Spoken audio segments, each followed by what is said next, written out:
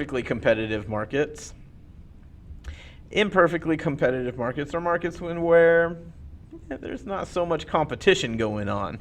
So there's a few different types of markets that are imperfect.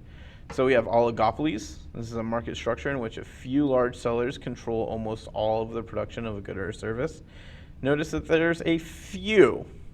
So in oligopoly, there's a few companies that control. 3 conditions must exist. Only a few large sellers.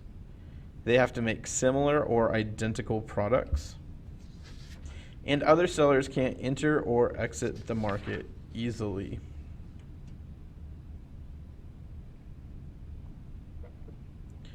Now, once again, they are competitive. They do compete against each other. And in the United States, yes, the car industry is an oligopoly. There are just a few big companies out there. And they are going to use differentiation to get you to think that their products are the best. Look, that right there is an early electric car. Oh, that's adorable. However, these companies rely on each other for pricing.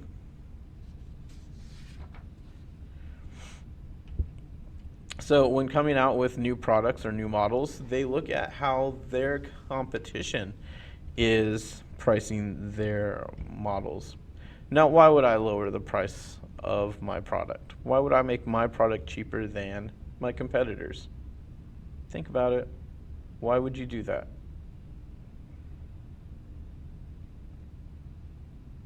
That's right, so you can get them to come buy your very similar product. However, some companies will not lower their price to get you to buy their product. They're going to rely on brand name loyalty. You are going to buy their product because, dang it, their product's the best. But someone has to take the lead. Someone is going to have to decide, you know what? I'm going to set the price here. And here's why they do. If production costs are going up, they raise prices. When other companies see that your company can raise prices and still be successful, they'll raise their prices as well. But sometimes that doesn't work. Sometimes us consumers are going to get the benefit. There's going to be a price war, meaning someone's going to lower their prices, steal some of the other company's customers. Then the other company will lower their prices, trying to steal the other company's customers. And then the other company will lower their prices, trying to get their customers back. And then the other company will lower their prices to get their customers back. And they just go into this big giant price war. Sometimes that happens. It's lovely when it does. Now, there are other times when companies get together and collude. Collusion are when people get together to agree to limit competition and control a market. That's the economic term for collusion. I'm sure you've heard other terms for collusion. We're not talking about those today. Keep that in your mind for later. So, collusion, powerful members of an oligopoly getting together and agreeing to limit competition and control the market. They do this so that they can set prices, they can set production levels, and as long as everyone works together, these oligopolies will get to control the market.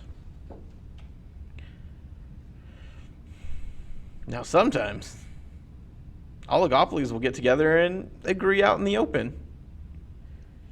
They'll agree to limit competition, control production, prices, all sorts of fun stuff. So we've got the Organization of Petroleum Exporting Countries here. These are the major petroleum producing companies in the world. Notice that the United States is not a part of it because they have been deemed a cartel. And joining this kind of thing in America is illegal. We are not allowed to do that. It is against our Constitution. So we do not get involved in this kind of thing. But these countries do set their own prices for oil. They do set production levels, and that will cause prices to fluctuate. Now, here's what you guys all know and love: monopolies. This is a market structure where one seller dominates the entire market. Once again, there's no competition. One seller controls the market. So here are the conditions for a monopoly. There's only one seller. There's no close substitute goods. And other sellers can't enter the market easily. It just simply costs too much, or the technology is too difficult to acquire. It's just not something you can get into. The problems with monopolies are you, the consumer, have limited choices. You cannot go out and buy whatever you want. There's no incentive for the producer to be efficient. So they can produce however they want, in whatever way that they want. And because of that, prices will tend to be pretty high. However, there are some limitations to monopolies. They are not all powerful beings that can do whatever they want. So one of the major limitations is consumer demand. If the price is too high for a product, demand will certainly be zero. Also, potential competition. If profits are high enough, other sellers will figure out how to break through those barriers to entry and produce a similar good so that they can compete with you. And finally, government regulation. Our government breaks up monopolies to ensure competition so that you and I are protected, so that we can continue to get better products at cheaper prices. So government regulation is there to ensure competition. There are some different types of monopolies. We have natural monopolies.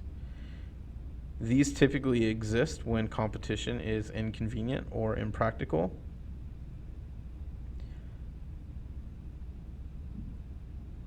And they're often due to economies of scale, meaning that competition just isn't really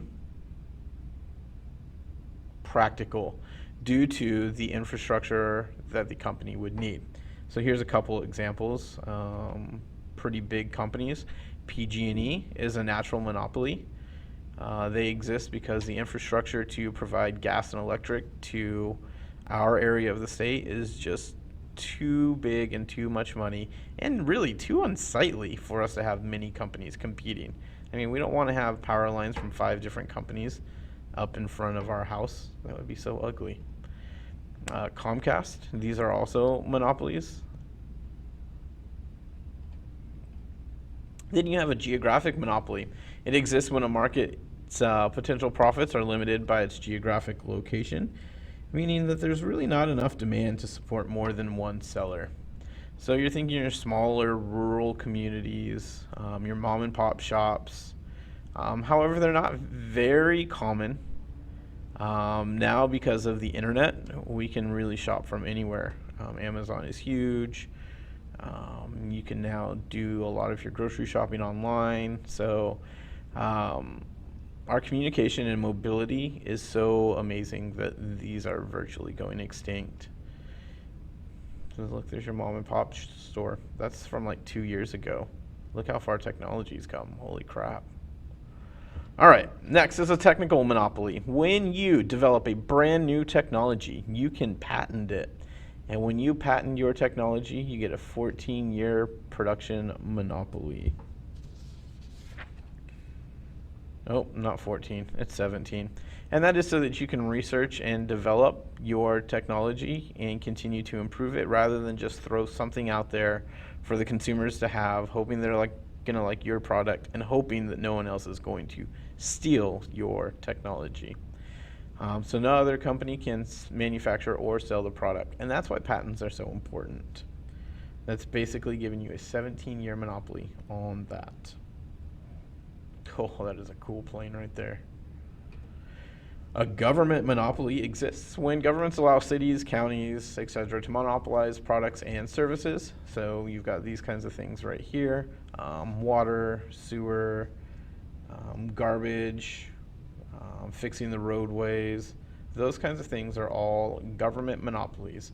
They allow specific companies to have complete control of fixing a certain or taking care of a certain product or service.